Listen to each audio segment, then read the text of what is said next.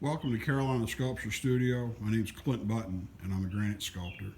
I've got a number of clay maquettes here, and had been cast into formal plaster models.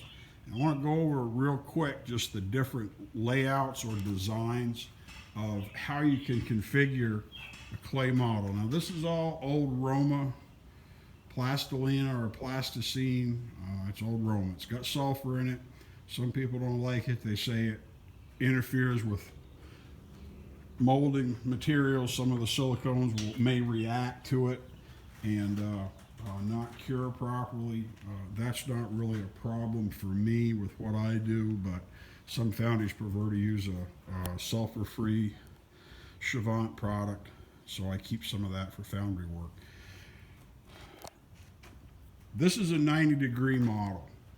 If you're doing a capital, this is how you typically would do a capital that repeats all the way around. This is half of one face. If this is reversed, if I put this same model the other way, I'd have the face. This is for a capital that we did. And so you do a 90-degree, and which is a quarter of a 360, obviously. And this is to work out all the miters and angles and everything. Everything has to agree. So I did this just on a riser. We weren't sure about the joint. So here at the bottom, there was a half round, and we weren't sure what the dimensions were going to be. So this isn't as critical. We let this run a little bit long till we could match it to the column so everything would be right. But I made it a 90-degree. This has just got a skim. Doesn't have a whole lot of clay on here. And I'll probably just do this plaster, just do a plaster mold, maybe split it down the middle so we can pull it right off, and we'll cast this and put it up on the wall. This obviously is done right on a piece of plywood. It's very low relief. It's flat. We don't have to do anything. I do brace it so it doesn't flex, but we'll set this up that way. This model is done with 2x4s for the surround. This one's done with 2x that have been ripped, and if you let them run wild like this, you can keep a bucket full of them and you can adjust where they meet and get a lot of use out of these 2x4s. So you can just have some that you always use, and because they will absorb some of the oil out of the clay once the wood has some saturation to it. Future jobs, I like it better. It just seems to work better. The clay will grab a little better as you wedge it and pack it on. These were done raised with an edge around it, and this was supposed to be a bevel, and so I did this to simulate how they would be rotated in the panel to have these risers on each side. That's the approximate slope of the original bevel. And these, instead of doing, because I wanted to have the sprays to use either independently or together, or whatever distance, no reason to make a whole big wide thing with a foot long or 2 foot wide panel in the middle. Just did the detail. Here's one other alternative to doing a niche style. You can see where I've built it up. I've got some odd blocking down in here, just scrap pieces that are screwed in. It's good to plan how it's connected if you have it done right. You can see this one has holes, just like this one has holes, so I can put a cord and pick it up. You look on the back of this, you can see where I've attached everything from the back. Now, depending on how you do your mold, that can benefit your deconstruction, because I could take this apart if I was doing, say, a waste mold.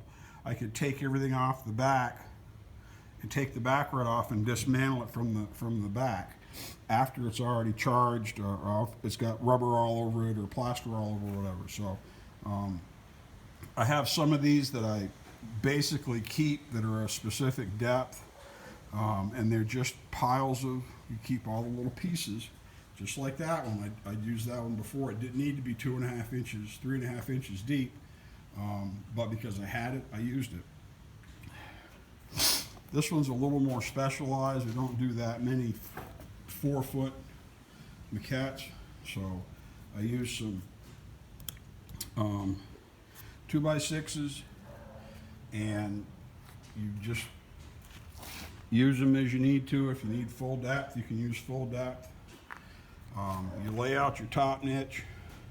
You can cut one piece, lay out your pattern, and you can cut 2 of them and make a very nice arch at the top. It's rarely ever an even circle. It's an elliptical form of some type. Then this is backed underneath with just some plywood or some odd pieces of wood you can see, and then filled in.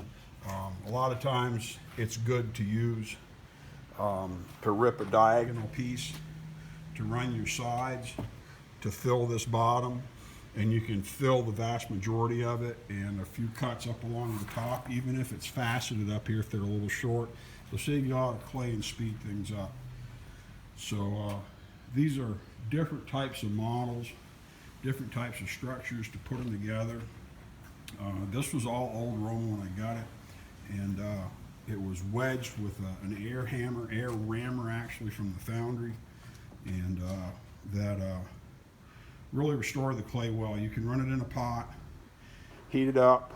That'll tend to lead to more separation, and you end up having clay that it isn't drying out. It just won't have as much oil in it.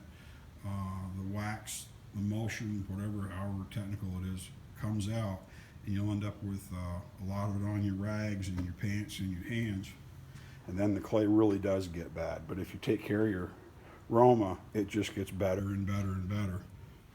And you can wedge it up into nice blocks, and makes it really nice to work with.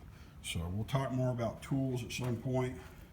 These are boxwood tools that I made. I trimmed some hedges that were oversized and kept the larger trimmings, and make the most fantastic tools. These are forged out of actually some old cattle panel wire, just heavy gauge wire, and I like them a lot. Same with these that I've had for years. I bought some fancy store-bought ones. I used some different pallet knife type things that were varying stiffness, whether they were made for clay and plaster or not, and I found the most success, or I've been happiest with these. So if you spend the money to buy a few pieces of equipment like a belt sander or a torch, instead of buying a bunch of expensive tools, if you're going to do this work, you can have all the tools you could ever dream of for short money. So but these are some of the different styles of configurations to do your models and do your bats, and there aren't any hard fast rules, but to have a bunch of sprayer materials around, you really generally need lumber that's 3/4 of an inch. Plywood, 1/2 inch is really flexible. But all of these pieces, this was the background for the Buster Christ model. You can see the top of his head right here. That's the top of his head. This bat actually had an archway with a pair of angels and a small dog that I did years ago. So all this gets recycled and used over and over again. So that's how we set up models here at the studio.